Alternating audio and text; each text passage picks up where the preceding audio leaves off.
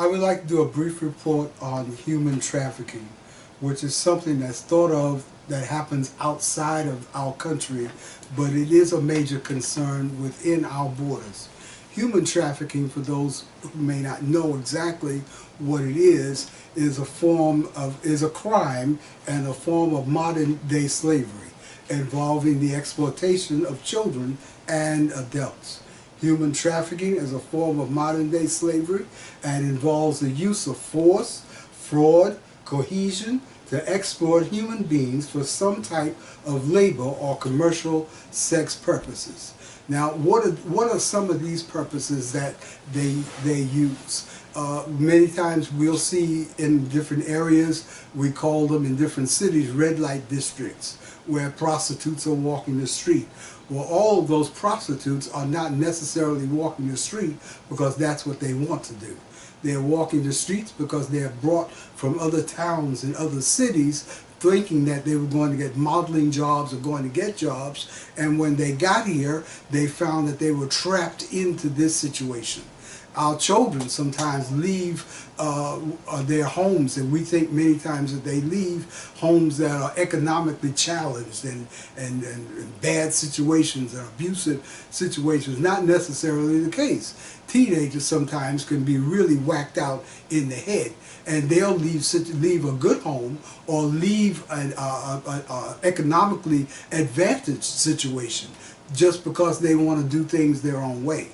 Well, they'll walk out and somebody will promise them a job in modeling or a job in some career that we know as adults it would take years to rise to that level of employment.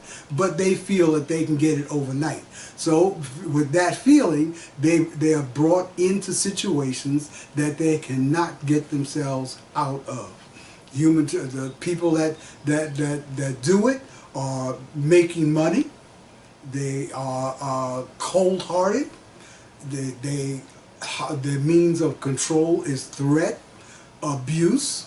One of the ways that women are often controlled is through sex and through drugs. They give them all types of drugs. Well, it only takes a few times to use certain types of drugs before it's not a mental condition, but it becomes a physical need. The body then craves it, has to have it. So once this happens, now I hold the key to your control. I can control you because I have the drug that you can't afford to buy, and I can give it to you and you'll do exactly as I say. Some don't want to go back to abusive homes. That can be very true. So they feel that staying here is better than going back there because they don't understand the perimeters of love. They thought that love there that wasn't love what they were receiving. But here, where they get controlled and get beat up and put out to be used, well, now this is a good thing. You know, this is good for them. So you'll hear sometimes prostitutes calling their pimps daddy, you know, or he loves me. Or they'll do anything. You'll see people working 12, 15 hours a day, making $3.25 an hour, thinking that that's a wonderful thing. Well, it is a wonderful thing if you only ate once a week. You know, maybe you would think that is a great thing. But now our awareness, we're becoming aware of just how involved this is. I was listening to a podcast this morning when I was on my way out, and they were talking about how our borders and how people are coming into our borders, and their children are being taken from them and put into other homes. The children will be allowed, but the parents won't be allowed into the country.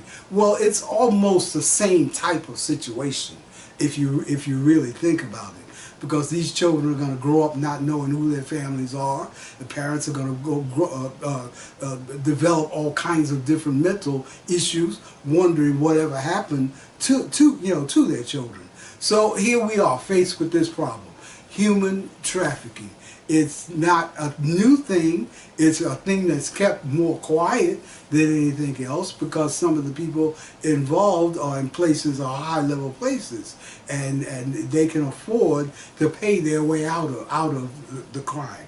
You know, but we want to now begin to at least try to focus and make our communities aware of what is going on and how easy it is to lose your children. You can walk around a mall in an upscale neighborhood not knowing who's in the mall and why they're in there and what they intend to do. Your little girl looks wonderful. They have the perfect middle-aged man for her. So we have to understand these things. We have to understand how easily it is for children to be trapped into situations. The brain does not actually begin to fully develop until a certain age. Teenagers' brains aren't fully developed. Well, of course, little children's brains aren't. So these are the type of things that's going on. And I feel that if we would make enough people aware, it will not stop the situation, but it will at least hinder it somewhat. People will begin to understand, to watch. You don't necessarily know that your neighbor across the street, what they could be doing, how they could be doing it. You see people going and coming. You don't know why all the going and coming is in this house. We think it's sometimes drugs, but it's not always drugs. It's people being brought out to work and people being brought out to make money having sex.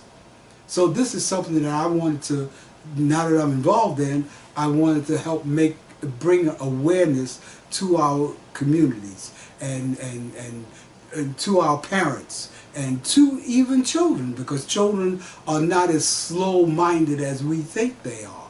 If we tell them things, then they will begin to understand what's going on.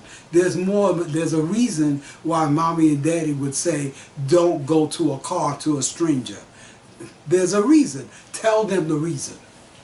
Explain it to them. And then when they're faced with these situations, their minds will replay that track that you said to them, and they'll run away. They'll understand that mommy and daddy is not as hard as I thought they were. It could be harder. Thank you.